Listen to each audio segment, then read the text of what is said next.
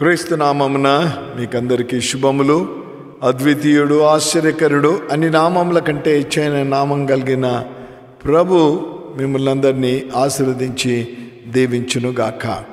ఈ దినం మరి ఒకసారి సియోను మందిర ఆధ్వర్యంలో వెలువడుచున్న క్లుప్త సందేశాలకు మిమ్మల్ని ఆహ్వానిస్తుంటున్నాం.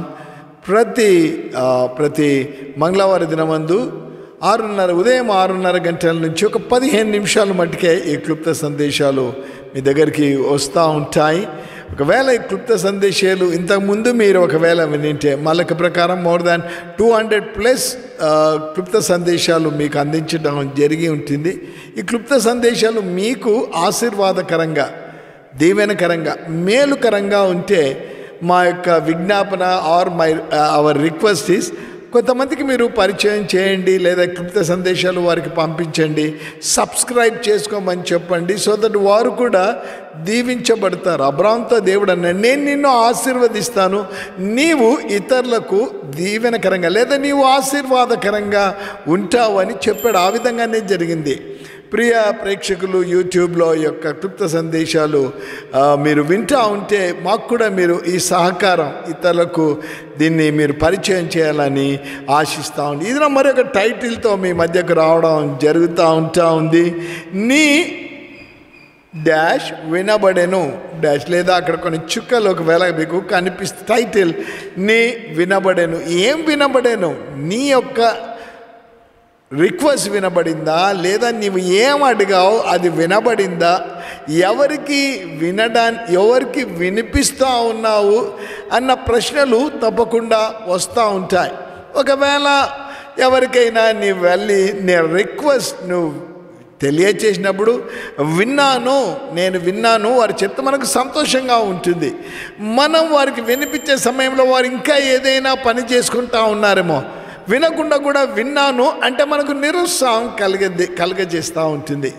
ఈ దినం నేను చెప్పే వ్యక్తి నీవు చెప్పే విషయాలు తప్పకుండా వింటాడు అన్న విషయాన్ని నేను ఏ పరిస్థితిలో నీవు ఉన్నావో నాకు తెలియదు, కానీ అనేకులకు నీవు నీ సమస్యను వినిపించావేమో, నీ పరిస్థితిని వినిపించావేమో, నీ కుటుంబ పరిస్థితి వినిపించావేమో, నీ యొక్క అనారోగ్యాన్ని గురించి వినిపించామో, కానీ దానికి సరి అయిన జవాబు దొరకలేదేమో. కానీ నేను ప్రకటిస్తున్న దేవుడు అంటా ఉన్నాడు, నీవు చెప్పున్నది నాకు వినబడెను అంటా ఉన్నాడు. అనగా మనకుంటున్న నిరీక్షణ, విశ్వాసం, నమ్మకం, పరమందుంటున్న దేవుడు మనం చెప్పే విషయాలు తప్పకుండా ఆయన వింటాడు. పాత నిబంధనలోనే కావచ్చు, కొత్త నిబంధనలోనే కావచ్చు, మనము చెప్పే వాటిని ఆయన వినగలిగిన సమర్థుడు అన్న విషయాన్ని కూడా నేను మీకు జ్ఞాపకము చేస్తూ ఉంటున్నాను. అపోస్తుల కార్యములు బైబిల్లో క్షమించండి, లూకా సువార్త లో అనేకమైన విషయాలు మనకు కనిపిస్తూ ఉంటున్నాయి. కానీ ఈ సమయంలో నేను మీ మధ్యకు అపోస్తుల కార్యములు 10వ అధ్యాయములో ప్రభువు పలికిన మాట మనము చూస్తూ ఉంటున్నాం. సువార్తలు మత్తయి, మార్కు, లూకా, యోహాను సువార్తలు అయిన తర్వాత అపోస్తులు జీవించిన కాలంలో జరిగిన వాటిని అపోస్తుల కార్యములు అన్నారు. అనేకమైన it's like A link book between ఈ యొక్క సువార్తలకు లేదా పత్రికల యొక్క లింక్ బుక్గా కూడా ఉంటుంది అన్న విషయాన్ని నేను మీకు జ్ఞాపకము చేస్తూ ఉంటున్నాను. ఆనాడు జీవించిన యేసుక్రీస్తు ప్రభు ఆరోహణమైన తరువాత అపోస్తుల కార్యములలో జరిగిన సంఘటనలో ఆ మాట మనకు కనిపిస్తూ ఉంది. మరొకసారి చాలాసార్లు అంటూ ఉంటారు, ఎక్కడి నుంచి టైటిల్స్ తెస్తారంటే ఎక్కడి నుంచి కాదు, బైబిల్లో నుంచే ఈ టైటిల్స్ మనం తెచ్చుకుంటూ ఉంటాము అన్న విషయాన్ని నేను మీకు తెలియచేస్తూ ఉంటున్నాను. అపోస్తుల కార్యములు 10వ అధ్యాయము ఆ వచనాల్లో మనం చూస్తూ ఉంటే 31వ వచనం, నేను మీకు 30వ వచనం 31వ వచనం కూడా చదువుతాను. అందుకు కొర్నేలి 4 దినముల క్రిందట పగలు 3 గంటలు మొదలుకొని ఈ వేళ వరకు నేను ఇంట ప్రార్థన చేయుచుండగా ప్రకాశమైన వస్త్రములు ధరించిన వాడొకడు నా ఎదుట నిలిచి, కొర్నేలి, నీ ప్రార్థన వినబడెను. కొర్నేలి, నీ ప్రార్థన వినబడెను. నీ ధర్మకార్యములు దేవుని సముఖమందు జ్ఞాపకం ఉంచబడి ఉన్నవి గనుక నీవు యొప్పేకు వర్తమానము పంపి పేతురు అను మారుపేలు గల సీమోనును పిలిపించుము. అతడు సముద్రపు దరినున్న చర్మకారుడైన సీమోని ఇంట దిగి ఉన్నాడని నాతో చెప్పెను. దాని ముందర ఏం జరిగింది, వెనక ఏం జరిగిందన్న విషయాలు కూడా మనము ఎరిగిన వారంగా ఉండాలి. ఈ యొక్క అపోస్తుల కార్యములు 10వ అధ్యాయములో మొదటి వచనములో ఒక మాట కనిపిస్తుంది. ఇటలీ పటాలమనబడిన పటాలములో శతాధిపతి అయిన కొర్నేలి అను భక్తి పరుడొకడు కైసరులో ఉండెను. ఈ 10వ అధ్యాయంలో ఆ కొర్నేలి అన్న వ్యక్తిని గురించిన విషయాలు అక్కడ కనిపిస్తున్నాయి. మొదటనేమో అతడు శతాధిపతి, ఒక 100 మంది సైనికుల మీద ఆయన అధిపతిగా, అంటే గొప్ప పదవిలో, ఉన్నత పదవిలోనే ఉన్న వ్యక్తిగా మనం అతన్ని చూస్తున్నాం. అతని గురించి లిఖితం చేయబడింది. అతడు భక్తిపరుడు అన్న మాట లిఖితం చేయబడింది. అంతేకాకుండా అతడు కైసరు అనే ప్రాంతంలో ఉంటూ వచ్చాడు.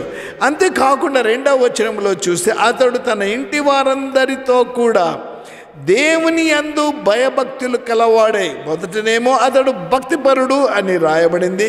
రెండవది తన ఇంటి వారితో కూడా దేవుని యందు భయభక్తులు కలవాడై ప్రజలకు బహుధర్మము చేయుచు ఎల్లప్పుడూ దేవుని ప్రార్థన చేయుచుండెనో అన్న మాట కనిపిస్తూ ఉంది. ప్రియ ప్రేక్షకులు, విశ్వాసులు, ఈ దినం ఒక వ్యక్తిని మనకు జ్ఞాపకం చేయబడుతూ ఉన్నాడు. అతని పేరు కొర్నేలి. అతని జీవితంలో అతడు జీవించినంతకాలం భక్తిపరుడుగా జీవించడమే కాకుండా అతని కుటుంబీకులను కూడా భక్తిలో పెంచినట్లు మనము వాక్యములో మనము చూస్తూ ఉంటున్నాం. అంతేకాకుండా అతడు ప్రార్థనా పరుడు అన్న విషయాన్ని కూడా మనకు జ్ఞాపకం చేయబడింది. అతడు భక్తిపరుడు, ప్రార్థనాపరుడు, కుటుంబం కూడా ప్రార్థనా పరులుగా ఉండే విధంగా చేశాడు. అంతేకాకుండా అతడు ప్రజలకు ధర్మము, ప్రజల యొక్క అవసరతలను అతడు తీరుస్తూ ఉన్న వ్యక్తిగా మనము చూస్తూ ఉన్నాం. చాలా అరుదుగా ఇటువంటి వారు మనకు కనిపిస్తారు. ఎప్పుడైతే అతడు ప్రార్థన చేస్తూ ఉన్నాడో, 3వ వచనం, పగలు ఇంచుమించు 3 గంటల వేళ దేవుని దూత అతని యొద్దకు వచ్చి కొర్నేలి అని పిలుచుట దర్శనమందు తేటగా అతనికి కనబడెను. ఎప్పుడైతే దేవుని యందు తాను ఉంటా ఉన్నాడో, దేవుని దూత ద్వారా వర్తమానము వెళ్ళినట్లు ప్రియ ప్రేక్షకులు, ప్రియ విశ్వాసులు, ఎప్పుడైతే ప్రభువుకు నీవు నేను సమీపంగా ఉంటామో, ప్రభు కూడా మనకు అతి సమీపంగా ఉండే దేవుడిగా ఉంటా ఉన్నాడు. కీర్తనకాడు 91 మోషే చేసిన రాసిన ఆ కీర్తనలో 91వ కీర్తనలో 14వ వచనంలో అతడు నన్ను ప్రేమించుచున్నాడు గనుక, ఎప్పుడైతే మనము ప్రభువుని ప్రేమిస్తామో ప్రభు కూడా ఆయన మనల్ని ప్రేమించే దేవుడిగా ఉన్నాడని వాక్యము సెలవిస్తూ ఉంటుంది. 91వ కీర్తనలో ఈ మాటలు మనకు కనిపిస్తూ ఉంటున్నాయి. 14వ వచనంలో ఈ మాట ఉంటా ఉంది. నేను ఆ మాట మీకు చదువుతాను. అతడు నన్ను ప్రేమించుచున్నాడు గనుక నేను అతనిని తప్పించేదను. ఆ తరువాత మనం ప్రభుని ప్రేమించినప్పుడు ప్రభు అంటే మనల్ని ఘనపరిచే దేవుడిగా ఉంటున్నాడు. మనం మొరబెట్టగా ఆయన ఉత్తరం ఇచ్చే దేవుడిగా ఉంటున్నాడు. శ్రమలో మనకు ఆయన తోడై ఉండే దేవుడిగా ఉంటున్నాడు. అంతేకాకుండా ఆయన మనల్ని విడిపించి గొప్ప చేసే దేవుడిగా కూడా ఉంటా ఉన్నాడు. అంతేకాకుండా దీర్ఘాయువు చేత ఆయన మనల్ని తృప్తిపరిచే ఒక్క విషయం, మనం ఎప్పుడైతే ప్రభువుని ప్రేమిస్తామో, ఇది నా ప్రభువుని ప్రేమించే వ్యక్తిగా, విశ్వాసిగా ఈ మాటలు నీవు వింటా ఉన్నావా? మోషే భక్తుడు రాస్తూ అంటున్నాడు, ప్రభువుని ఎప్పుడైతే ప్రేమిస్తామో, అంతకు ముందరనేమో మొదటి వచనంలో ఏముందంటే, మహోన్నతుని చాటున నివసించువాడే సర్వశక్తిని నీడను విశ్రమించువాడు అన్న మాట ఉంది. ఎప్పుడైతే మహోన్నతుని చాటుకు మనం వస్తామో, ఆయన అడుగు జాడల్లో ఎప్పుడైతే మనము నడుస్తామో, 3వ వచనము నుంచి 13వ వచనం వరకు దేవుడిచ్చే కాపుదల మనం చూస్తూ ఉంటున్నాం. ఎప్పుడైతే మనం ప్రభు దగ్గరికి వస్తామో, ప్రభు మనల్ని కాచే దేవుడు, కాపాడే దేవుడు, శత్రువు నుంచి విడిపించే దేవుడు.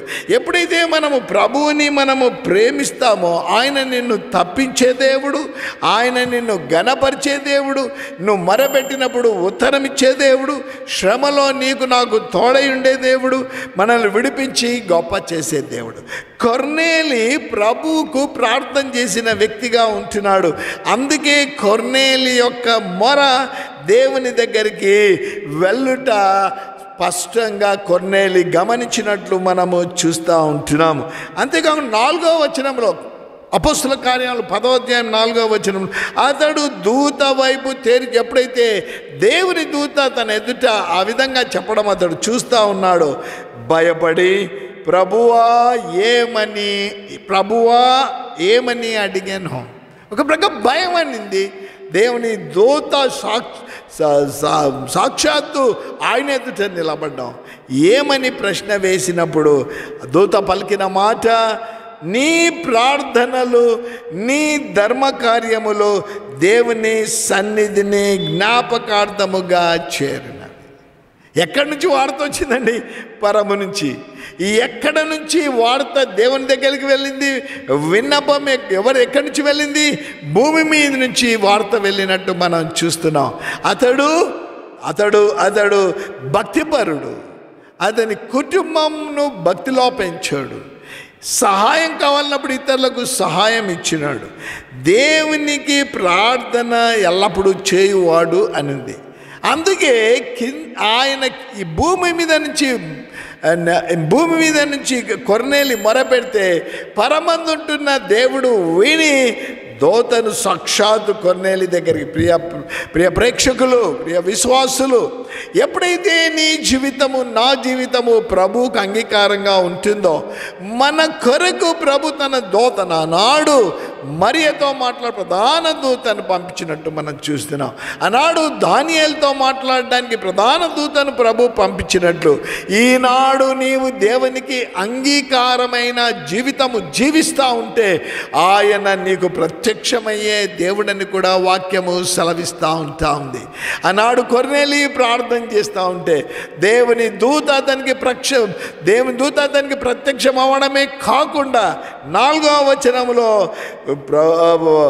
అందుకు దూత నీ ప్రార్థనలు, నీ ధర్మకార్యములు దేవుని సన్నిధిని జ్ఞాపకార్థముగా చేరినవి.